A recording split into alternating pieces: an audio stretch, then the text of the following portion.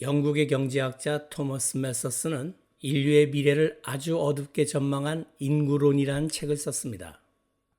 이 책의 요점을 쉽게 비유하자면 내 생일날 친구를 데리고 중국집에 갔는데 억제하지 않는다면 초대받은 친구가 자기 친구를 부르고 그 친구가 또 자기 친구를 부르는 식으로 계속하면 사람 숫자가 곱하기로 늘어나는 기하급수적으로 늘어나겠죠. 반면에 주방에서 탕수육이 만들어져 나오는 속도는 주방 크기라는 한계 때문에 더하기로만 늘어나는 산술급수에 그칩니다. 따라서 대다수는 탕수육을 먹지 못하고 침만 흘리겠죠. 매서스는 이런 격차 때문에 인구를 강제로 줄이기 위한 전쟁과 역병은 피할 수 없는 재앙이라고 봤습니다. 이런 비극을 매서스의 함정이라고 부르죠. 하지만 몇몇 불행한 지역을 제외하고 현재 우리는 잘 먹고 살고 있습니다. 매서스가 놓친 게 뭘까요? 첫째, 사회가 풍요로워지자 인구가 무한히 늘어난 게 아니라 인구 성장 곡선이 스스로 완만하게 꺾이기 시작했습니다. 특히 의술의 발달로 영아 생존율이 높아지자 사람들은 더 이상 아이를 많이 낳지 않기 시작했던 거죠. 둘째, 매서스는 땅에서 나오는 식량의 양이 늘 일정할 것이라고 가정했습니다. 하지만 인류는 농토에 과학 지식을 적용하기 시작했죠. 1단계로 산업혁명이 일어나면서 농기계의 기계화가 일어났고 2단계로 합성질소비료의 대량 생산 기술로 식량혁명의 정점을 찍었습니다.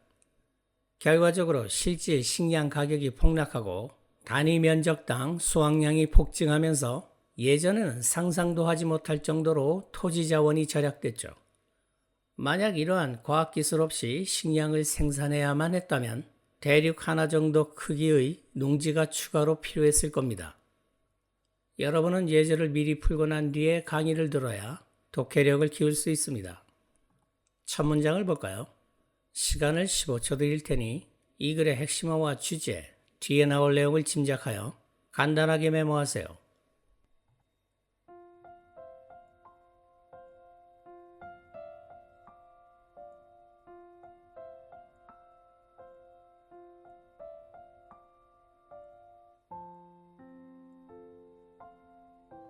같이 봅시다. 1798년 토머스 매서스는 설명했다. 그의 시대에서 빈번했던 기근은 피할 수 없다고. 인구는 억제되지 않으면 기하급수적 비율로 증가하기 때문에 식량이 산술적인 비율로만 증가하는 데 반해서 멜서스가 인구론에서 밝힌 핵심 주장을 소개하고 있군요. 핵심어는 population, 주제는 인구와 식량 증가 격차 때문에 기근을 피할 수 없다 정도 될 것 같습니다. 뒤에 나올 내용은 멜서스의 주장은 틀렸다는 내용이 나오지 않을까요? 문제를 봅시다. 빈칸을 적절한 구절로 채우시오. 1번, 러시아 크기의 지역을 경작해야 할 것이다. 2번, 전 세계 식량 가격이 안정적으로 유지되었을 것이다. 3번, 인구 증가가 식량 공급과 일치했을 것이다. 4번, 전통 농업이 완전히 사라졌을 것이다. 문장 완성 문제의 단서는 보통 빈칸 바로 앞뒤에 있습니다. 빈칸 앞 내용이 지난 한 세기에 걸쳐 실질 가격은 폭락했던 반면에 헥타르당 곡물 수확량은 급증했다. 절약은 상상을 초월한다 입니다. 만약 오늘날 우리가 기르는 식량을 질소 농업 이전의 기술을 가지고 길러야만 한다면 어떻게 될까요? 수확량 급증의 원인 중 하나가 비료인데 만약 비료가 없다면 수확량이 줄거나 같은 양을 생산하기 위해서는 더 넓은 농토가 필요하겠죠. 정답은 1번. 실제 시험 상황이라면 바로 다음 문제로 넘어가겠지만 지금은 연습이니 전부 읽어볼까요? 멜서스의 계산은 어디서 잘못된 것인가?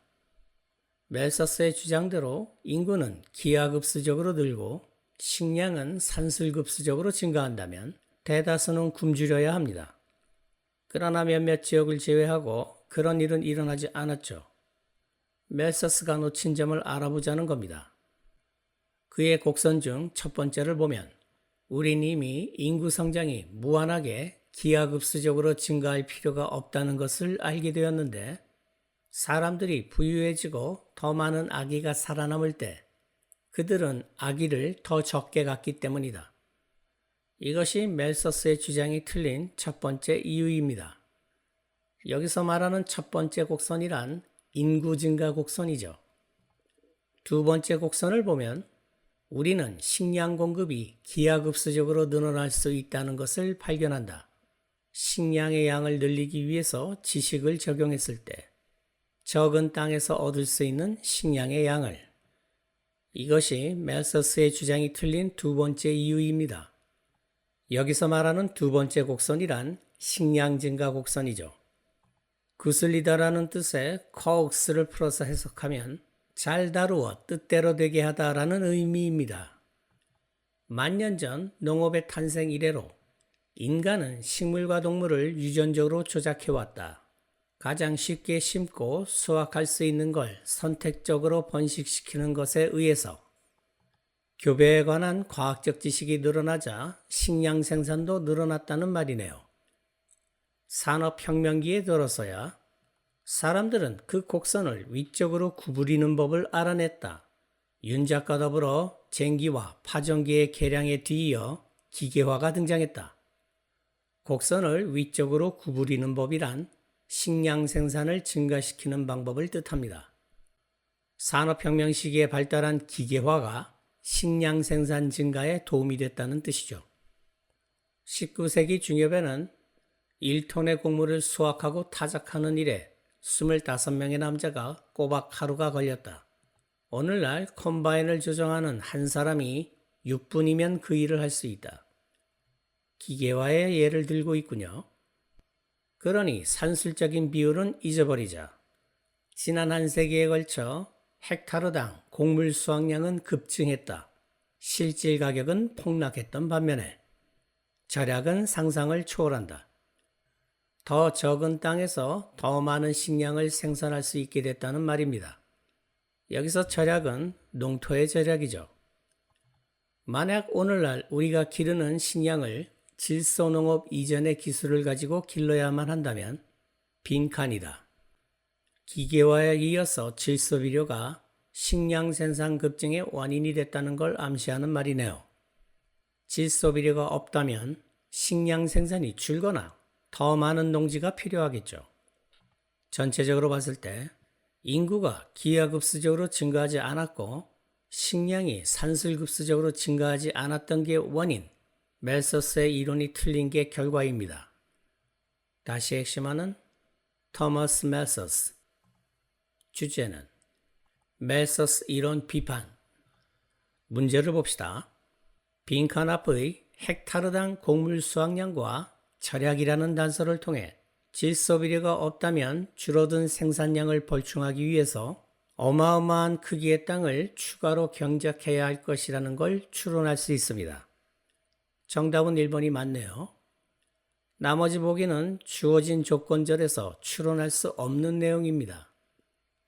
애덤 스미스처럼 초기 경제학자들은 낙관주의자였습니다. 시장에 보이지 않는 손이 다 해결해 줄 거야 라고 외쳤죠. 이를 고전주의 경제학이라고 합니다. 그런데 멜서스가 등장해서 찬물을 확 끼얹었죠. 착각하지 마.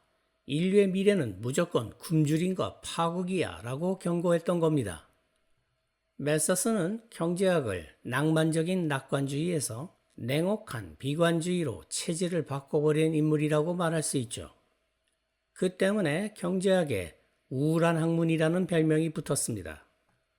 물론 멜서스의 예측은 틀렸죠. 하지만 경제학자들은 그를 크게 비난하지 않습니다.